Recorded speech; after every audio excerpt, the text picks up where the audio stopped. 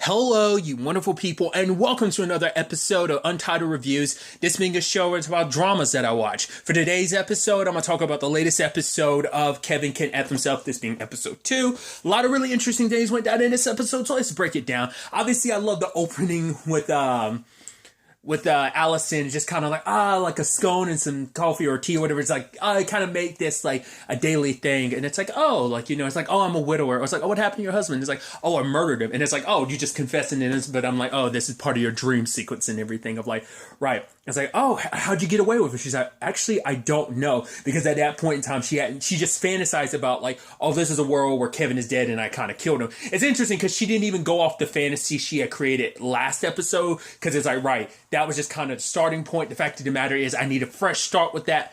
Ironically enough, this is like her fresh start in a life post him and everything. But I think it's so interesting that she hadn't really thought that far ahead. It's just like, all right, I want it done.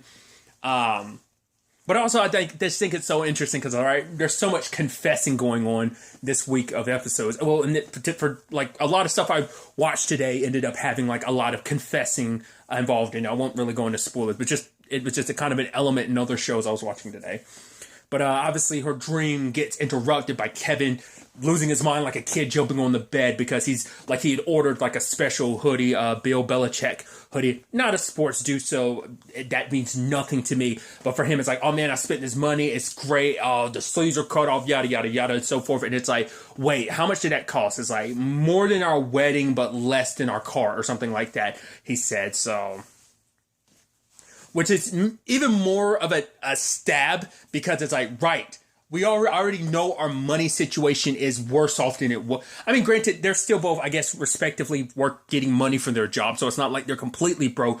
So they're probably living more so paycheck to paycheck type of thing, especially considering their entire savings is tapped out, has been for years now. So it is a situation where Allison is just kind of bleh about everything. So I do love the whole circumstance of her kind of getting her small levels and moments of revenge where it's like, right, she ends up stealing the hoodie. Like at first she's like, oh no, there's no one out there. But in actuality, there's no hoodie out there, but she actually got it and ended up stealing it. And I thought like, oh, you're going to cut it up, you're going to throw it away. But it's like, no, the biggest way she can spite him is by wearing it. Even later on, she's eating stuff, and rather than wiping her hands on napkins or something like that, she wipes it on a jacket. So it's like seeing how much he's stressing out about how much he loves it. It's also even more so when the SOB is like, oh, whoa, Allison, are you trying to joke? Don't do that. You're not funny. Like, it kind of doesn't land because it's like, right, like everyone in that family constantly puts her down about it.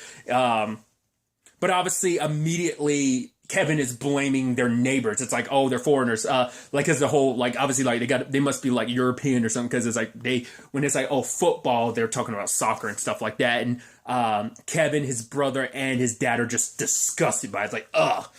And so, obviously, he talks about wanting to start, like, a revolutionary war. And then, Allison's like, yeah, you said that about, like, what was that red gum or whatever. And it's like, gum shouldn't be spicy. It should be minty and refreshing. So, they've kind of set their mind about that. And obviously, his brother is all about like, oh, let's kind of set some stuff on the fire. But his dad's like, right. Remember, we're not supposed to, that's why we keep you away from fire. He's like, right. But, fire, it's calling to me. So the sister's going to go get some candles and stuff like that. But then Allison leaves and it's like, oh, and kind of wants to talk. Because at first, like, I think this is after the fact. I'm kind of like a little all over the place. But initially she was like, oh, I want to show you, like, oh, I actually had the hoodie. But for Patty's like, oh, actually, I want to go get, it's like, really? But she's like, I thought there was like because at first she's thinking like after last episode, she was like, oh, I thought we were good. And she's like, oh, I never thought there was a we.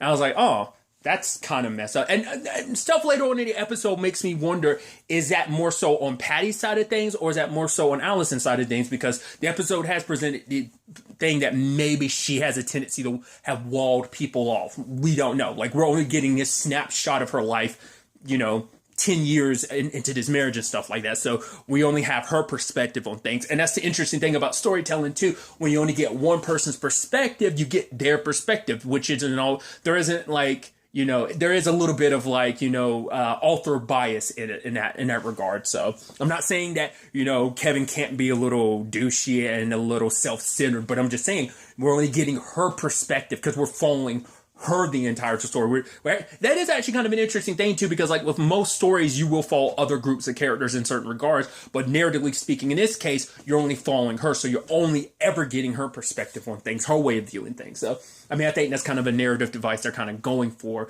in many different regards, along with like the comedy style thing, sitcom comedy style aspect, and then reality and stuff like that. I think that kind of fits even more that it is specifically from her perspective and her perspective alone. But Patty opens up about like, oh, right, like, because it's like, I didn't think we were really friends or anything like that. She's, oh, okay. But she's like, if that was the case, like, why'd you tell me about Kevin and the money and everything? It's like, because I checked the bank. It's like, yeah, the money's going. You could have just kept on not telling me. And it's like, well, I felt sorry for you. Like, the fact of the matter is, you're up here trying to dream big. You're thinking your dreams are going to come true, that your life is going to be better, it's going to be more than what it is, that you're going to be happy. And it's just like, I felt sorry for you. It's just like, what am I supposed to do? Just accept life as is, and like Patty was essentially just like, yeah, just kind of shut up and accept life, like, you know, like I have. And she's like, oh, you felt sorry for me. You're the one that's going to like go and spend the rest of your life like bumping your head, going into like attics or whatever to get the candles. I actually feel sorry for you, and kind of walks away, because I think it is coming from the perspective of Patty as someone who did, I think she is someone who kind of got beat down by life, because like life isn't the way she wanted it to be either. So like there's actually a lot more common ground between her and Allison, but I guess she never felt like she could really open up, because we kind of learn, you know, later on, because like, oh, Patty and her brothers are all just like, ew, cookies with raisins in it. Oh, that's disgusting. But I think for her, she later on eats a raisin cookie. It's like, right, you spend so much time around your brothers pretending like you care about, because it does seem like, because at first I was like, right, she does seem like she has a bit of a different personality in the sitcom versus in reality. That's why I was wondering, was there kind of a disparity between the two, in the sense of like, right, people, how they act in a sitcom isn't necessarily reality. It's like, even more so in her case, because when she's around her brother, she acts kind of like, oh, like she's one of the bros. I guess it's probably one of those things where it's like, right, my father treated me like I was his third son rather than his daughter. So it's probably like when you're kind of stuck in that, who knows what their mom's situation is. Maybe mom's not around, maybe mom died. So like, she just kind of like, to kind of survive and just kind of fit in and not just feel so alone, because you rather just kind of be miserable and having to pretend to be someone you're not with your family, rather than just being miserable and alone. So maybe that's a justification for it. Who knows? But I do love that Allison decided to go to the library, and I love that she's looking up I love, because for one, it's like, right, I guess you can justify it, because she was talking to the librarian about like, right, I'm writing a romance book. It's about a woman who's kind of in a marriage she doesn't like for like 10 years. And she decides, and the librarian's like, right, I get it, she's going to have an affair. It's like, no, she plans to murder her husband. It's like, well, why murder her husband? Why not leave? It's like, what? Well, yeah, like that's so easy. What's she going to do? Just take the $195 and you just leave? And what's she going to do? Sleep on the streets? Because the thing is, I mean, because obviously the lady didn't know she was actually talking about Allison's situation, but leaving isn't always the easiest option for some people. Like, obviously for her, it's like, right, I don't have much money. If I had that savings like I wanted to, I could maybe consider it. But maybe an argument could be Allison's just using that as an excuse not to look. I mean, who's to say? It's not my marriage. I'm not in her shoes. I think you could see both sides of the perspective of maybe she should just leave if she is so unhappy, but at the same time, leaving is easier because maybe there's something. Well, it seems like when you kind of look at her family situation, especially when she talks to her aunt later on, you definitely get that perspective of like, oh, you kind of get looked down upon on, oh, you left your husband? Oh, like, because it's like, right, she's already dedicated 10 years to this, and it's like, well, what will I have outside of this? Like, what will I have to show after these 10 years if I were to leave now? I'd have no money. And like, you know, just like disdain of, because especially it'd be a mark against her, because it seems like everyone else is like, oh shit, Kevin's a good man. Like, why can't you know, it's like, oh really? You know, so like she'd kind of get that look, especially in town, because it seems like Kevin's kind of beloved. It doesn't, because it's almost just like, oh, what Kevin. It's never really about her. So Well, first and foremost, like, obviously she's on the computer looking up perfect murder, which I'm like, I love that you're just casually Googling that. But also, it's like you're at the library, so there's firewall, so she can't visit certain sites. And unless she talks to that dude and it turns out he's dead. I also love, it's a faceless dude, because I guess it's like, it's not important. It's just like, this was the jump off point for her, because it's like, it's finding out that he was dead. She's like, oh, I never found him dead, but I didn't know, I thought I'd handle it better. It's like, he's like, what? She's like, I didn't think I'd get so rattled. He's like, oh, understandable. And he talks about like the dude that basically they found his body. He had died and he was leaking because he had been like dead for like 5 months or something. And it's like, whoa. Wait, that dude whose body I found, he OD'd? And it's like, but he looked pretty well off. And it's like, because she has an old fashioned thought of like, oh, like, if you're like on the streets or something, you're more likely like to OD or something. It's like, no, like, especially Oxy, obviously, sadly, has become like a drug that, like, especially because people can just naturally get it for like, oh, you got injuries and then you get addicted to it and you kind of spiral afterwards. Like, in her mind, it was thinking like, oh, like, but it's like the paramedic would do was like, none, like everyone from every walk of life. It's like, oh, even so-and-so, or maybe even a cable guy could die from it. It's like, yeah. So, and I love that she's kind of smiling, thinking about it. And then she goes back to her happy place and she's like, so how'd you kill your husband? I made him overdose on Oxy and made it look like an accident. And it's like, oh, like, wow, that's good. And she's kind of proud of herself and she's smiling. And she has to make it disappear when the paramedic is there so she doesn't seem so giddy. So it's all about getting her hands on Oxy. So she visits the doctor, but the problem is the doctor's good pals with Kevin, because it's like, oh, because of the game he covered and won for us, like, I'm doing you a favor. So it's like, right, I got this little pain in my back. But the doctor doing a good job being like, we can't just like willy-nilly hand out pills like that just because a lot of people have been overdosing. And it's like, have you talked to Kevin about this? It's like, no, it's fine. It's like, maybe you should talk to Kevin. Well, if you don't want to talk to Kevin, maybe you should talk to someone else before we go down that route. And now she feels judged, because it's like, not only did I get shot down for the pills, now he's looking at me like, oh, like something's wrong with me. Like, oh, that is kind of, it's a give and take, because it's almost a thing of like, oh, like, I guess it makes sense too from the perspective of like, oh, this is your significant other. You should talk to him about that before you get to this, because it's like, obviously the way your behavior and everything suggests, oh, you don't actually need the pills. You're just trying to get the pills. So I just thought that was interesting, and she just feels a little judged, and it's like, right, he won't say anything, at least that we're aware of, but he might end up bringing that up to Kevin. But because she's kind of like, I don't want to talk to Kevin about it. It's like, right. And she's like, you're right. I'm not feeling that bad. So she wants to leave. Sad thing is, all she did was get examined. It's like, oh, that'll be $75. It's almost like, you see the look on her face, like, you did nothing for me. You shamed me out of getting pills, and I have to pay for the visit where you did nothing but just take my measurement. Cool. All right. And it's like, hey, lady's like, hey, you should talk to someone. It's like, no, I don't, I'm good. Therapy's not for me. She's like, oh, you should talk. She's like, fine, whatever, takes the number. But then like she crumbles it up and throws it away. I love that that's a bit, because like she did it early in the episodes with Kevin Close. She's like, you know what? I'm going to leave them here. Screw him, and walks away, but comes back. I was like, damn it. All right, I'll do the laundry. She does it again when she litters, but then she immediately picks it up. It's like, fine, I'm going to, keep the number just in case. So, and then there's the whole situation with her aunt, which I was talking about. It's like, oh, you're wearing that? And it's like, oh, you look like 10 miles of highway or something like that. She's like, in actuality, and it's like, she's like, oh, you kind of letting yourself go. Should you shouldn't be doing that. You should, basically saying like, you should stay in good condition for Kevin. And I'm like, what?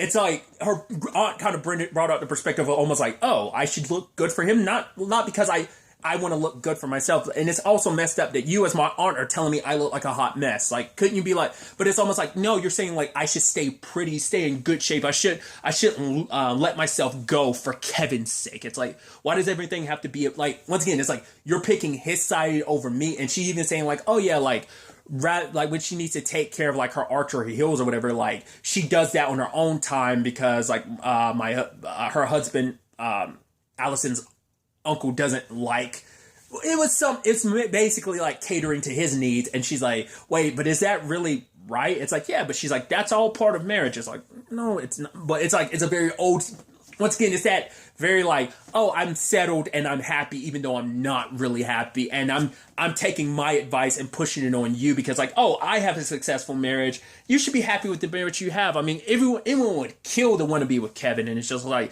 because that's the sad thing for Allison. She's like, she says she doesn't want to talk to anyone professionally because therapy still has that, I think, that like, who am I going to want to talk to someone and complain? Which I love that she says that later on, but it's like, all you've ever done is try to talk to people and complain, you know? But, she probably thought for a moment, like, oh, she could talk to her aunt. Like, she thought, oh, me and Patty, we could talk. Oh, that's a no. Me and my aunt. Oh, no. My aunt's inadvertently taking my husband's side of things. And, you know, it's just like, oh. You know, so she feels like she has no one to really talk to. But the one person she, like, obviously she makes some cookies and it's, you know, it's got raisins and fruit in it. But it's like, oh, for a friend. I'm like, who is it? And it's like, even Patty being like, what friend? Like, because even her brother-in-law being like, nah, like, it's made up, like leprechauns. And he hits Patty being like, that's what you taught me about leprechauns not being real. And just Patty looking at him like, I'm so disappointed in you. I love you, bro, but I'm so disappointed in you. But, she does have, I was like, okay, so who she's going to bring the cookies to? She brings them to her drug dealer. I was like, okay. And it's like, right, she was actually hoping he would hook her up with Oxy. And he's like, I don't do that. He's like, actually, I know a guy who can. And then she's trying to open up to him. He's like, actually, I don't want to. She's like, all right, my name's Alex. He's like, no. I don't want to know your business. I want to know who you are. Just go. And she's like, well, you can, you know, clean out the bowl and everything. But I'm like, it's sad. Like, you know, I brought up last episode about having a relationship with your drug dealer. And it's like, oh, your drug dealer doesn't want a relationship with you. That's so sad because I want to know your personal life and stuff like that. Especially because she embarrassed him by slapping him last episode. Even his buddy making a joke like, oh yeah, blow your rape whistle. He's like, this is a private conversation you're a part of and you don't need to be. So it's like, right, showed up at this bridge. And the moment he's like, wait there, I was like, that sounds super shady. The fact is that Allison didn't think like, oh, that could get a little like, oh, you could get grabbed and some terrible stuff could happen. She didn't really think too much on that. But, so she's got that set up. At home, things are escalating because, Kevin's serious about this, he's serious about this hoodie and stuff like that to the point it turns into a tit for tat type of situation, with the neighbors, like, put like fireworks in like the soccer ball. Well, that was after they'd stabbed the football and left it on their, front porch. He has a bat ready. He sent, his brother to go and get something from his guy, but instead of weapons, he comes back with a dog, and it's like, and he's talking about, oh, the dog, it looks lazy, not that smart.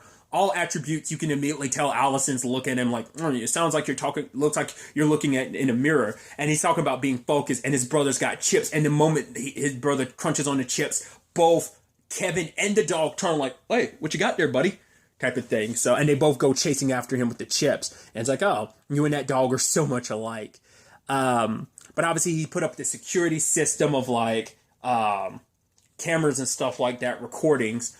Because basically what ended up happening is like their trash cans got lit on fire because he accidentally blew up their yard because their yard caught on fire because he put like, some like explosive or whatever inside of a soccer ball. It exploded, started spreading fire everywhere. So they were kind of responding to him with setting fire to their trash cans. But later on, she's sneaking out, which for her, it's like, oh, right, this is the first time I've ever snuck out. She was even telling the dog, like, oh, good boy. She's like, no, I'm sorry about that. Like, me calling you a good boys kind of don't get to do anything. Because, like, she's lived her life as kind of a good girl. It doesn't seem like just in her marriage, but her entire life, she never really stepped outside of things. She kind of, just did the status quo, what was kind of expected. Her life went down the way it just kind of everyone expected it to. Maybe she expected it to on some level because, right, this is just life. Nothing spectacular, no fun. Like, she never really had an opportunity to really kind of go outside of her comfort zone. And she's kind of talking to the dog, and for the first time, she's able to, like, talk to somebody, For her, she opens up, it's like, right, I stole a hoodie. It's like, yeah, no, don't rat me out, buddy. I think for her, for the first time, it felt nice to actually finally be able to talk to a little bit to someone. So she ends up sneaking out to avoid the cameras and goes to meet her drug dealer. And the moment he rolls up and is like, oh, we're going to do this. How much? He's like 100. She's like 125. I'm like, Is he asking? This sounds like a prostitution thing. This doesn't sound like a drug deal. And immediately he's like, okay. She's like, oh, you got this stuff, and he's like, oh, I got your stuff right here. And he's like, oh, Marcus told me about that. You like to pretend like, oh, this isn't you. And she's like, no, this isn't me. Wait, I'm not a prostitute. I'm not doing this for sex. I was like, wait, what? It's like I'm supposed to buy drugs from him. He's like, I'm an insurance guy. Like, I don't sell drugs. I was like, right, this is Marcus getting back at me. And she's trying to get out, and he's like, wait, and then she accidentally elbows him. It's like, she's doing that a lot. And he's like, I was just trying to tell you there's a child lock on the door and everything. It's like, oh, I'm so sorry. She tries to help cover his nose and everything. He's like, at the very least, you owe me a hand job. And she's like, yeah, I'm not going to do that. And just leaves. I'm like, man, that just all went terribly. You didn't get the drugs you wanted. And Marcus treat like, oh, because also you felt a little connection like, oh, another person along with Patty where it's like, oh, you thought there was something there. And it's like, no. It's like you slapped him and you embarrassed him, and so he tried to put you in a position like, ha ha ha, you're a prostitute. Try to convince someone you were. That's super messed up. That could have, once again, climbing into someone's van like that could have gone seriously bad, but, luckily it didn't go bad. I wonder, is that going to come back in some shape or form? I'm sure she's going to run it. I mean, he's an insurance guy, so there's a good chance she might just run into him when, like, insurance stuff ends up coming up. I don't know. Because maybe he knows Kevin. He's like, whoa, wait, you're Kevin's wife? Like, that could be a whole thing. We'll see. But it's just for her. She's just kind of at a low after all that. But by the time well, no, because she went initially to talk to her pal, because, like, she was kind of at a low. And, it's like they kind of, talk about the past and stuff like that. Him about the drinks he used to make. And she kind of wants to talk to him about, like, obviously for her, like, she's like, oh, yeah, I don't really have any friends. He's like, oh, yeah, you used to. And they talk about it. And she's like, right. Like, why did I let a lot of those people in my life kind of disappear? Like, why did I let them kind of get cut off from me? And he's talking about the fact is like, well, I'm married now because you kind of ghosted me. Like, he's trying to suggest, like, right, you make it seem like other people cut ties with you, but you kind of put up walls. And she's like, wait, what? Like, for her, it's just like, I came here just to talk and just kind of like vent a little bit. And that's the thing. Like, sometimes the point is to just let people vent. Like, don't try to add solutions and stuff like that. She wants to vent. She wants to vent. But him saying like, you more so wanted someone who would listen to you and just nod along. It's like, yes, that's what people need sometimes. So it's a thing of like, I can understand his perspective, and maybe from one point of view, you could look at it like that. If you look at it from outside of Allison's standpoint, it is like, oh, you just want someone that will be, because I think so much throughout her life and at least her marriage, she has to be like like nod along. And so maybe she kind of wants someone to be that for her for the first time, because she's always having to be that for someone else. So there's that element to it as well. But I do think first and foremost, when people want to vent, just let them vent. They need someone to vent to. It's like, no, she didn't ask you for solutions. She just wanted to talk to vent. And what'd you do? You offered solutions. It's like, that was kind of wrong on your part. She was like, you know what? Actually, I take it back. I've been fine with that. I'm better off without you. And it's like, okay.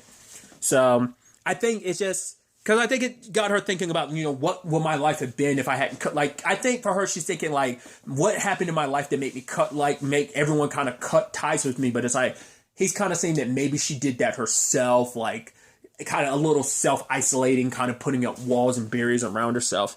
Whether that's true or not, who knows? Once again, I think that's why it's interesting, because we're solely getting the series from her perspective. So it does kind of give you, once again, that bias where you want to take her side of things, but you also have to look at it from other people's standpoints. I still kind of agree with her in many different regards that other people are kind of wronging her. But I think as the season progresses, you're going to realize like, oh, like maybe we shouldn't always back. Because there's certain people, it's like, can you 100% back Walter White on everything he does? No. But even by the end of the series, I'm still like, I'm one of those people that's like, yo, I'm Team Walt. He's a bad guy. He's done some terrible, shitty stuff, but it's still like, that's my boy Walt. I'm all in with 100%, like, behind him. Like, it's kind of like, are you like that with Light Yagami? He does some messed up stuff. It's like, are you Team Light? Are you Team Kira or not? That it's kind of that. Those are very extreme examples. I mean, not too far considering she's contemplating murdering and trying to plan out murdering her husband. But still, those are more extreme measures, but they're still somewhat in the familiar wheelhouse of all of that, regardless. So comes back home. It's like all our furniture's gone, and like, oh, I'm gonna make a claim. It's like I saw someone with the hoodie and everything, so I know it was one of them. But it's like, hey, like, I put in a claim about the hoodie, but also all this stuff of ours is taken. and he's going to make some money off of it. And he's like, with this, I'll be able to buy like a more recent Bill Belichick hoodie and everything. But she's like, wait, where's the dog? It's like, oh yeah, all that stuff, it didn't work, so I took it all back. And so for Allison, it's like, right, I had something. I had something at least. And just like the moment she gets something, it's all taken away from her. And it's like, that's what pisses her off and frustrates. So she's back to square one. She doesn't have the pills to kill her husband. She has no one to talk to anymore because the dog, who was actually her buddy, she even named him, I think, Bill. And it's like, oh, we don't even have him anymore. It's just like I'm still netting zero in this situation. Even Kevin being like, oh yeah, like here's win 632 for me, 3 for life. I'm like, what are those 3 wins that life got over him? Whatever the case may be.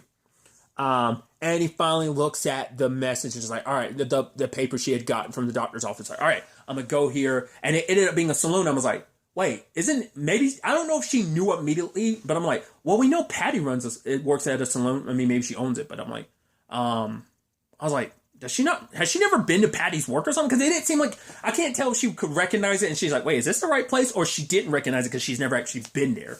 I don't know. Like the moment she saw Patty, it was like, wait, what? So she might have never been to Patty's work. She knew like, oh, she works at a salon, but that's about it. I guess she never knew where. She just like, oh, this is some other salon. Didn't think too much of it. And it's like, oh, like, hey, is this a therapist's office? It's like, oh, you want to, oh, they'll hook you up. And she's like, oh, this is for drugs. And the lady's looking at her like, yeah, you don't actually have to say it. Which is like interesting. It's like the lady at the desk, the receptionist or the nurse/receptionist was trying to hook you up at the doctor's office. You were just kind of like, no. So you walk in and it turns out, hey, Patty's the drug lady. And it's like, oh, Patty sees you. Shit, you see Patty. Well, shit. So interesting. So this is Patty's little side hustle. So it's like, oh, she's got her own thing going on. I guess she's trying to make enough money to get out of there as well. So that's where things kind of leave us there. But I think this is going to be, interestingly enough, a bridge where I think based on the trailers, I could be mistaken. I think she does become the person that Patty can actually talk. I mean, that Allison can actually talk to. So I think, once again, maybe we'll actually get to find out why they never hit it off. Maybe Allison was always very like pushing you away, so she never felt like Patty never felt like she could really open up to Allison. Maybe we'll get some more insight into that because like, oh, you're buying drugs. Does my brother know about this? It's like, well, she still hasn't told Kevin that she told Allison about the money, so I don't see her telling him. I mean, I doubt he knows about the side business of the drugs she's selling anyway, but still. Present some very interesting circumstances. I'm very interested to see where all of this ultimately ends up taking us going forward into the next episode. What other crazy, wild, out there shenanigans the show will take us next, I should say. But really, that's all I want to talk about. Till next time we meet, be happy, be safe, live life to the fullest, and enjoy it. Good day and goodbye.